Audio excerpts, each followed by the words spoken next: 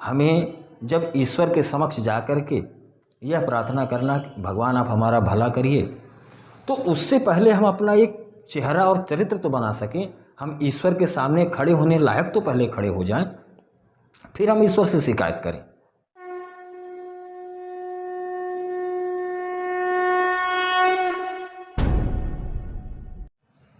जय श्री राम।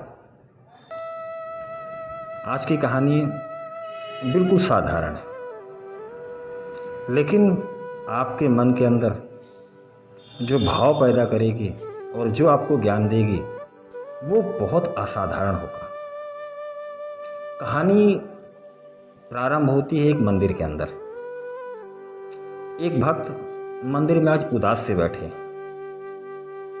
उन्हें उदास देखकर जो मंदिर के पुजारी हैं, पंडित जी, उनके पास जा कर के बड़े ही आत्मीयता से पूछा कि भक्तराज, आज क्या बात है, आज आप बहुत उदास से बैठे हो।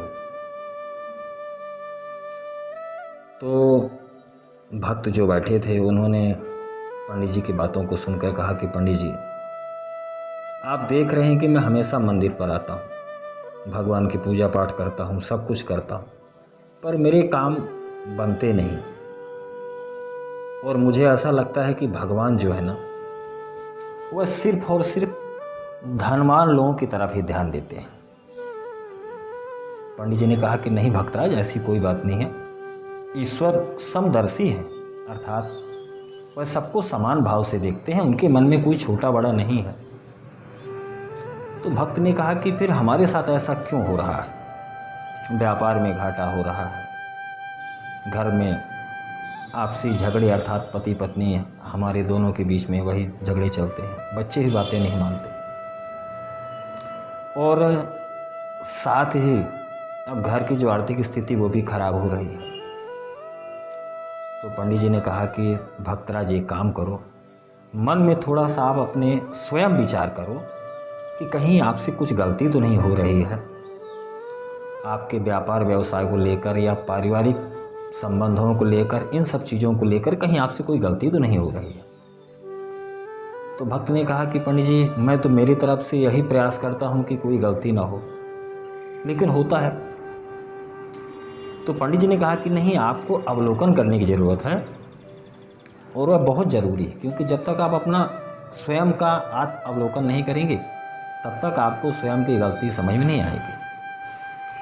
तो उन्होंने कहा कि आप मुझे कोई ऐसा उपाय बताइए जिससे मैं स्वयं के बारे में जान सकूं। तो पंडित जी ने कहा कि भक्तराज एक काम करो, कल तुम जब जाओ दुकान में तो वहाँ बैठ करके अपने अच्छे कार्यों को गिनो कि तुमने दुकान में बैठकर कितने अच्छे कार्य किए, और साथ में यह भी गिनना कि तुमने बुरे कार्य कितने किए, लेकिन यह कार्य तुम ईमानदारी से करना। भक्त को पंडित जी की बात अच्छी लगी, उन्होंने स्वीकार कर लिया। अब उनके मन में तो ये था कि पंडित जी ने हमें कहा कि अच्छे और बुरे कर्मों दोनों को हमें लिखना है।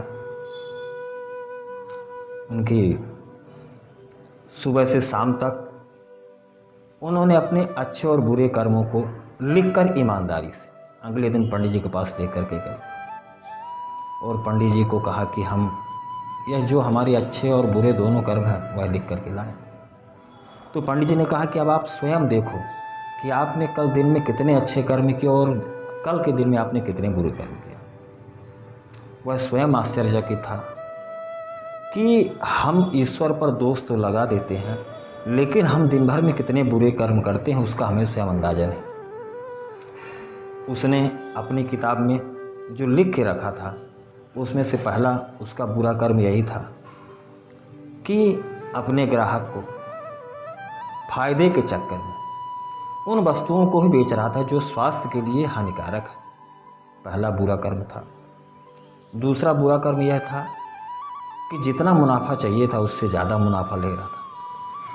तीसरा बुरा कर्म यह था कि अपने हाथ के नीचे जो काम करने वाले कर्मचारी हैं उनको बार बार डांटना, उनको हर बात के लिए कहीं न कहीं मानसिक तौर पर अपशब्दों का प्रयोग करना।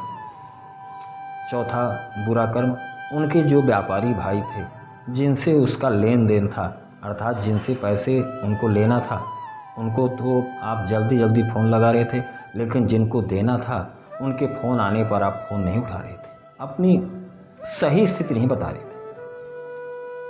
यही पूरा दिन कार्य चलता रहा। उसके पश्चात उनकी दुकान में एक बेहद ही गरीब व्यक्ति आया जिसके पास पैसे कम थे, लेकिन फिर भी उसको उन्होंने सामान नहीं दिया। ऐसे बुरे कर्मों की संख्या बढ़ती गई। तो पंडित जी ने कहा कि इसमें तो बुरे कर्मों की संख्या तो बहुत ज़्यादा, अच्छे कर्मों की तो कोई संख्या नहीं है।